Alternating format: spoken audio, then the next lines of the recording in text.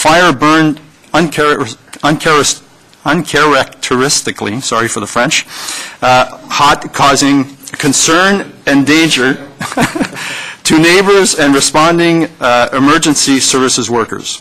Unfortunately, Canadian communities from coast to coast to coast are plagued with this type of criminal activity on a daily basis. Now, drugs and organized crime, as police officers, and more so as members of our community, it concerns us that our youth and many adults have been getting the wrong message on drugs. The use of drugs has been trivialized by what people see on TV, but also by misguided public policy. What they don't see at the beginning is that drugs will most likely take over their lives. The message to our youth should be clear. Drugs are dangerous and are just not worth it. The production and trafficking of illegal drugs go hand in hand with other criminal activities such as prostitution, extortion, human trafficking, homicides, and violent sexual offenses. Drug and sexual assault investigators have told us that date-rape drugs such as GHB often serve to rape and assault unsuspecting victims. Production and traffickers of these types of drugs are therefore directly linked and responsible for serious sexual and often violent offenses. Organized crime is a very lucrative business and is run in that manner. They are very knowledgeable about the revolving door criminal justice system we now have in Canada. The message to drug dealers, producers, and organized crime has been that even if you get caught, chances are you'll be back in business in a matter of weeks. With this bill, the message to drug dealers and producers is clear. Bill C-15 is part of a well-coordinated assault on organized crime. Cutting off the production and distribution of these dangerous and illegal drugs takes away the lifeblood of organized crime. On behalf of the Canadian Police Association and our 57,000 members, we strongly encourage all senators to pass this bill and give our officers the tools to keep your community safe. Thank you.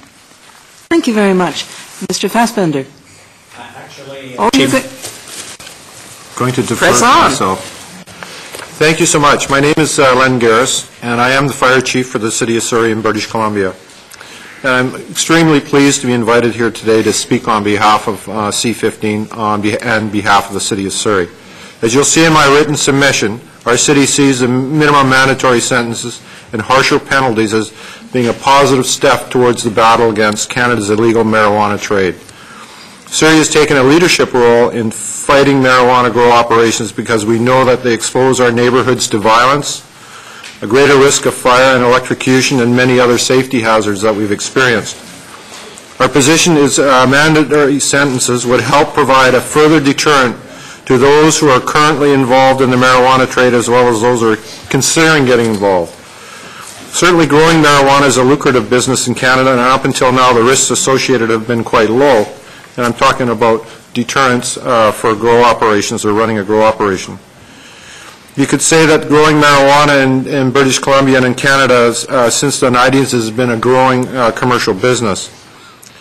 Here there's some statistics that we'd like to share with you about our experience in BC, and I believe that you've probably received submissions from Dr. Darrell Plekas from the University of the Fraser Valley, and I'm going to be quoting some of those. For emphasis, that between 1997 and 2003, police marijuana files in BC tripled. In that same period, the amount of marijuana plants police seized in that year doubled, and the amount of harvested marijuana seized tripled. These statistics come from the study that I've just referenced. According to RCMP statistics in other parts of the country, they've also experienced similar increase in marijuana activity since the late 90s. But the study by the University of the Fraser Valley, particularly interesting because it shows that while the marijuana trade is booming in BC, the consequences for those involved were on the decline severely. For instance, between 1997 and 2003, the number of no-case seizures tripled. This is when police dismantle a grow operation and they don't lay charges. Also, 20% fewer charges were laid for growers in 2003 than 1997, and only 16% of growers convicted in those years served any jail time at all. and only 7% of the convicted growers were sentenced to 3 months or more. And it's interesting to look at our neighbors to see how they might have handled these criminals. Research shows that in Washington State, which uses sentencing guidelines, these same offenses would have resulted in a sentence of at least 3 months in 77% of the time. And again, our figure in BC was only 7%. Even in Alberta, 34% of the growers convicted sentence went to jail between 1997 and 2003. That's more than double BC's rate during the same time period. The university study I mentioned helped open our eyes. It showed us what was happening in the marijuana trade, and also showed us what kind of safety hazards associated to grow operations are bringing to our neighborhoods. For example, we learned that grow operations are 24 times more likely to catch fire than a normal home. And that's when a grow operation does catch fire, the damage is twice as much as a normal house fire. And to put it into perspective, between the years of 2003, 2004, 2005 in the city of Surrey, our fire crews were attending one house fire a month associated with a grow operation, one a month, and dealing with those situations. We learned that these health hazards, unsafe structural alterations, illegal electrical work were common in grow operations. We also learned that children were found at more than 1/5 of the grow operations in our province. Once we had this knowledge, we realized that we had to act on it. Our community spearheaded a task group in 2004 that led to the creation of public safety inspections in the city of Surrey as well as many other BC cities. These inspections allowed cities to enter grow operations and force the owners to move out, make them safe by removing any public safety hazards. Surrey also fought for legislation that now gives cities in BC direct access to electrical consumption data that identifies them as grow operations, to root them out. These safety inspections have proven to be a strong deterrent. In fact, a study released this June showed that in Surrey we experienced an 81% drop in the number of files coming to the attention of police between 2004 and 2008 by attacking them from a public safety perspective. That's marijuana production. That's marijuana production. Our experience shows that strategic deterrents do work, and we're committed to supporting initiatives that show promise in reducing the safety threats associated with growing marijuana in our neighborhoods. In addition to our submission today, we've championed other potential deterrents that we're working on with government.